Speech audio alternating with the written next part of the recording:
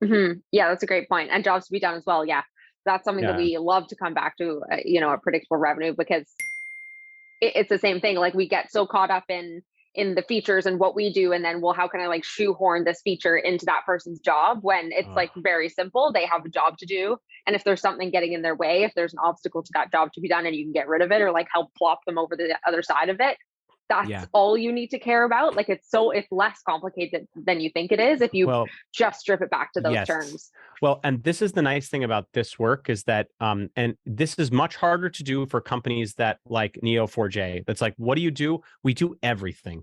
And so, like, if you look at their solutions, they have 100 of them, right?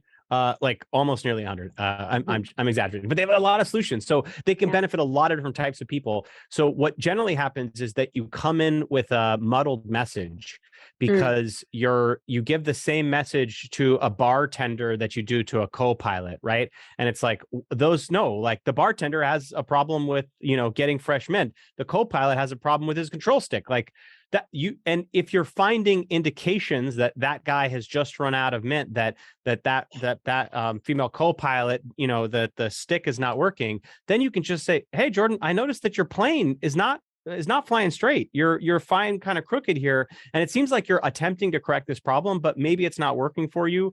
How's that going? Right. And Hmm. so if someone has a stomach ache and you come to them and say, I have medicine for your headache, they're going to be like, go away. Like, I have a stomach ache. And um, so this is harder to do as organizations get bigger because their products expand and Hmm. the rep doesn't like focus in on identifying a problem. And that's the kind of thing that I'm talking about here. Yeah, makes sense. Well, let's walk through a different example that's in a different Oh, realm from yeah. Neo4j. Yeah, this is good. So we're talking about cost certified today. And here's their H2 here. Turn your boring static construction estimates into a beautiful e-commerce buying experience for your customers. That's a great line.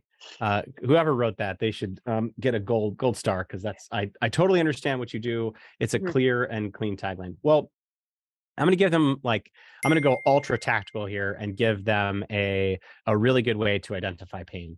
So, and just like stick with me here, I'm going to read out a Google search. This is going to be like a little bit obnoxious, but you will thank me for it later. So type this into Google: site Yelp, and hit a space, in URL home services, and then put in quotes, took much longer. So what this Mhm. Google search will do is it'll search only Yelp.com, and in URL, Yelp always puts home services in the URL.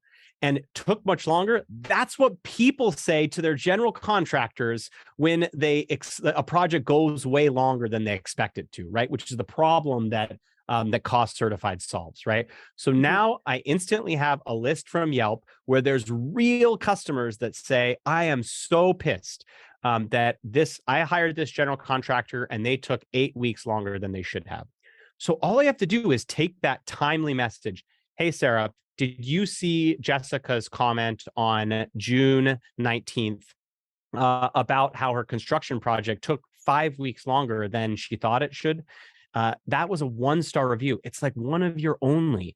Boy, I can imagine how painful that must have been. Do you think that this problem, like I was reading the job description, and it seems like this problem might be related to some of your subcontractors? Like, what if you could forecast this better so that didn't happen again? Right? It's like, oh, yeah, Sarah, thank you so much for the message. That is absolutely true. Boy, like I can't tell you how upset we were. That project went long, and we had delays from, several subcontractors, right? So now you've identified who has the problem. Now you start to see more and more of those Yelp responses to the general contractors, and you do something like go to their website and say, all right, well, do they have a tool today? Now, my guess is that Cost Certified probably wants a website in the Goldilocks zone. So not a website that's from the 1800s, like the Space Jam website. I don't know if you've ever seen that, but it's the original Michael Jordan Space Jam movie. It's still online. It's fantastic. So they probably don't want like construction sites in the Space Jam era, but they probably also don't want sites like Made Renovation or Block Renovation, these like ultra tech companies that like own every piece of the process. So they want to sort of focus, who are the folks that are savvy enough to have a website, to invest in a website. You can use technology like Built With to understand, do they have a marketing pixel on their site to know they're spending money on ads, right? Do they have Mixpanel installed so they're tracking analytics, right? So how can you kind of identify these construction companies in the sweet spot? And once you've done that, then you can look for things like, you might even look at permit records here, right? So when was the permit filed and when was it completed? And compare that to what you know from your customers of like, oh, average jobs in Kentucky for a home renovation should take 4 weeks. Yours take on average 20. Like, what does that difference look like for you? So that's the kind of stuff that you can do when you think about, how can I structure the world and Mhm. identify pain at scale?